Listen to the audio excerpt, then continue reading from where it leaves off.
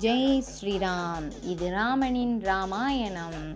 இந்த கதை உங்களுக்கு இன்ட்ரெஸ்டிங்காகவும் உங்கள் அறிவை மேம்படுத்தக்கூடிய கதையாகவும் இருக்கும்.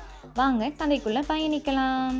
இதோட முதல் பாகத்தில் நம்ம ராமனின் பிறப்பு பற்றி பார்த்தோம். அடுத்து நம்ம பார்க்க போகிறது ராமனின் இளமை பற்றி. ராமன் விஸ்வாமித்திர முனிவர் யாகத்தை காக்கிறதுக்காக விஸ்வாமித்திர முனிவரால் அழைத்து போக சொன்னாங்க.